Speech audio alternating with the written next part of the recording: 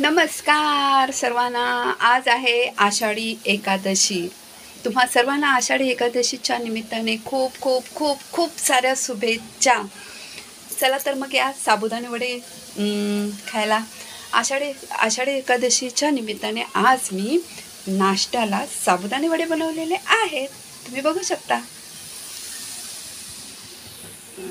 हे बघा.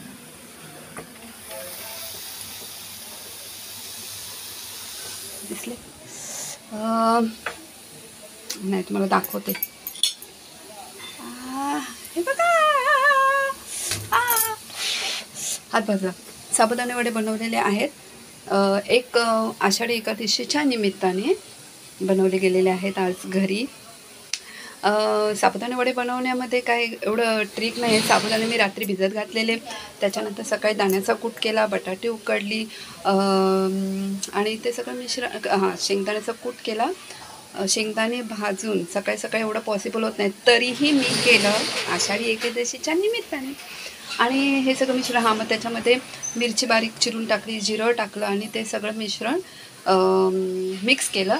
आणि पॅनमध्ये तुम्ही बघू शकता, कसं दाखवू तुम्हाला, हे बघा. पॅनमध्ये हे मी अशा प्रकारे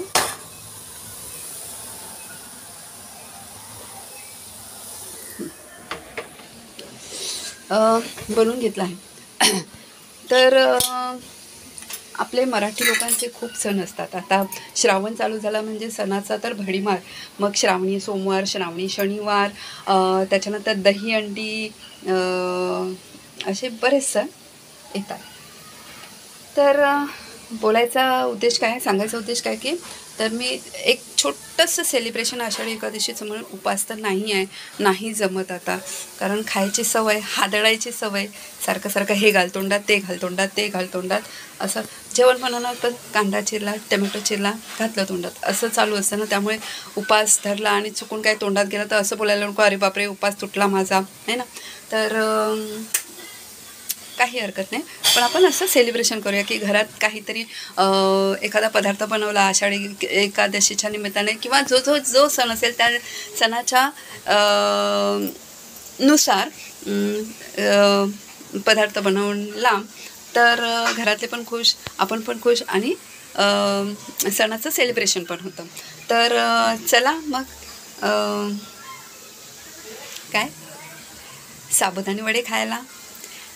या विठूचा गजर हरी नामाचा झेंडा रोविला, या विठूचा गजर हरी नामाचा झेंडा रोवला. कसं दाखवू तुम्हाला,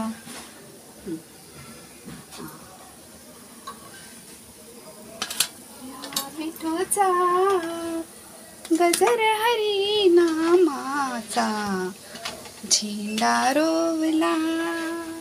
चला मी आता सर्वांना साबुदाणे वडे सर्व करते आहे. तुम्ही पण या खायला. विठू माऊली तू माऊली जगाची, माऊलीत मूर्ती विठ्ठलाची, विठ्ठला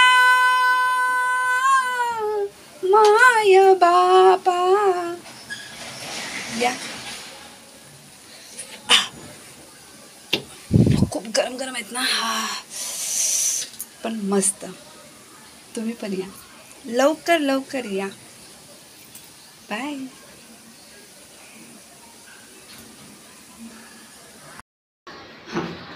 आता मी चालली आहे हे साबुदाणे वडे द्यायला. शेजारा पाजारांना पण द्यायला पाहिजे ना, तर शेजारी पण द्यायला चालली आहे. आणि हो, तुम्हाला एक सांगायचं झालं, मी हे साबुदाणे वडे ना डीप फ्राय केले नाहीत, शेलो फ्राय केले, कारण आरोग्याच्या दृष्टीने पण सगळ्यांच्या आरोग्याच्या दृष्टीने बघायला पाहिजे ना, म्हणून मी जास्त तेल शरीराला हानिकारक असतं, हो बरोबर. तर मी हे तुपामध्ये शेलो फ्राय केलेले आहेत. तरी जास्त तेल आणि तुपाचा वापर करायला पाहिजे, पण प्रमाणात, म्हणून मी शेलो फ्राय केली. चला मग शेजाऱ्यांसोबत पण आषाढी एकादशी सेलिब्रेट करूया. बाय.